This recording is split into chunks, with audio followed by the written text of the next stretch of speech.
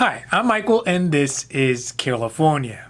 Now, as we approach the new tax deadline for this year's taxes, which is May 17th, just in case you need a little reminder, a lot of people have been left wondering, when will I get my tax refund? Many of these folks who filed their taxes much earlier this year are still waiting to get their refunds. In fact, a lot more people this year than ever before have been left waiting. There is, of course, a variety of factors that play into this, but this year it seems like a confluence of changes, of events, and pandemics are causing the whole tax process to start to slow down for millions of Americans. So today we're talking about when will you get your tax refund, what is slowing down the whole process, and why your taxes may be delayed. Now, this is your daily dose, and before we get to it, if you like this information, if you find it interesting, if you find it helpful, please don't forget to like and subscribe. That way you can get updates when our newest and most informative videos become available. So today we're going to start by talking about some of the systemic delays that have been causing the tax system as a whole to slow down. These in general are a series of tax policy changes, more stringent tax guidelines, and external factors like the pandemic, as well as stimulus checks that are taking a toll on the IRS's ability to do its job at its normal pace. Typically, in a normal tax year, the IRS claims that it's able to get most people's tax returns back to them within 21 days of being accepted by the IRS. To be fair to the IRS, they claim that so far for this year, they have received 93.2 million returns and processed 83.7 million of those returns and issued 62.3 million tax refunds. Also, as a side note, the average tax return for this year is $2,893 per household. So we can see right here that there are about 30 million American taxes that are still being delayed.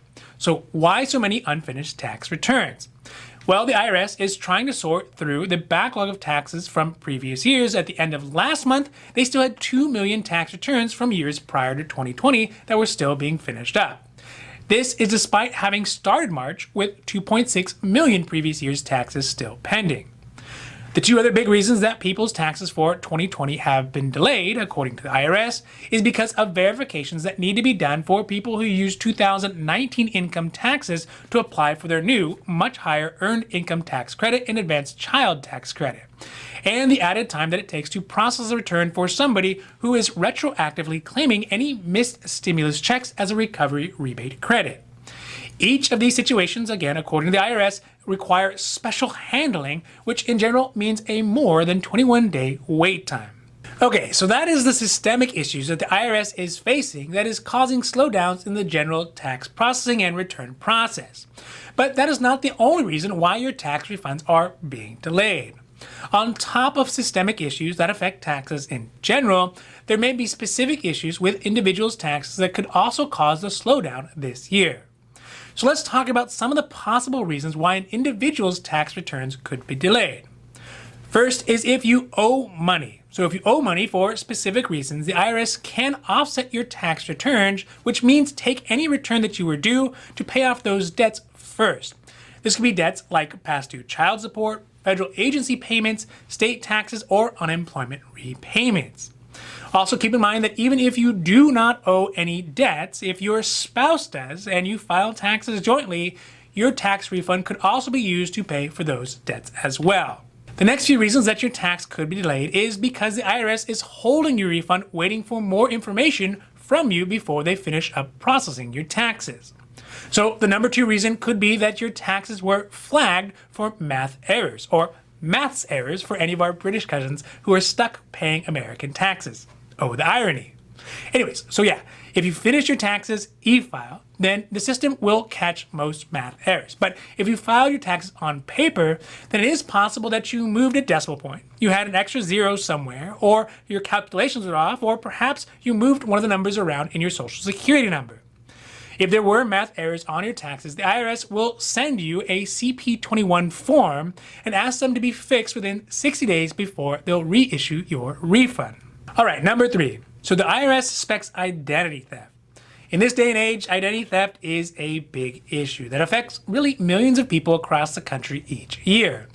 The IRS has ramped up its efforts to curb people using other people's identities to file tax returns this year.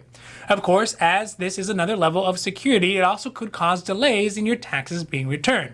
If the IRS is uncertain if you or a fake version of you is filing these taxes. If this happens to you, you should receive IRS Form 5071C asking you to verify your ID before they'll finish up your refund. Number 4 reason, the IRS doesn't think you should get all the tax credits you are claiming.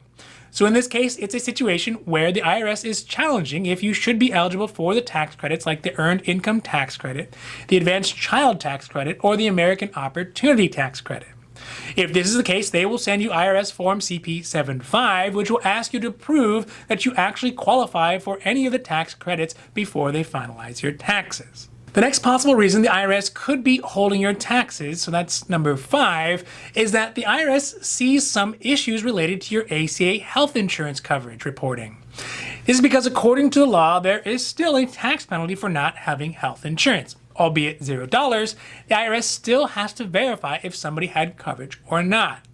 Additionally, for those folks who did have coverage through an exchange and got assistance paying for their health insurance plans this year, there is a reconciliation process between how much assistance they received and their final income at the end of the year. This, the IRS has to process to make sure that they all line up. This is done using one of the 3 forms, 1095A, 1095B, or 1095C, depending on where you got your health insurance coverage from. So if you told the IRS that you had health coverage, but you actually didn't, they could delay your taxes until you submit one of these forms. If your income on your actual tax is much different than what you had put on your ACA application, they could ask for one of these forms to justify the amount of subsidy that you got throughout the year, or if you had changes in your health coverage throughout the year. So for example, if you went from Medicaid to an ACA plan and then back to a work plan, you may have one of each of those forms that you have to submit before the IRS will finish up your taxes.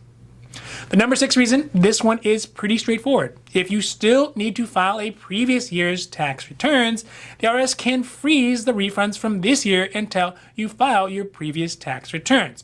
And last, and really hopefully least, number 7, you're currently under the audit. If this is the case, then you'll normally get IRS letter CP88 letting you know that your refund is frozen until your audit is completed. The IRS says audits are usually completed within 6 months of when they are filed, but in some cases, like for our former president, they may go on forever. So needless to say, this year, there are a lot of factors that are playing into the tax system that could cause a slowdown in people's tax returns. Whether it's systemic issues that the IRS is having, the increased scrutiny that tax returns are getting, the huge jump in the number of people filing taxes this year to get their back due stimulus checks, or the usual hodgepodge of errors or issues causing tax returns to be held back, a lot of people still have not got their tax returns. And unfortunately, it doesn't seem like next year it's going to be any easier.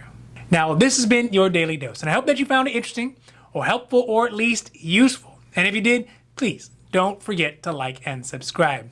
That way you can get updates when our newest and most informative videos become available. So that's it for me, and for California, I'm Michael, wishing you a happy, healthy day.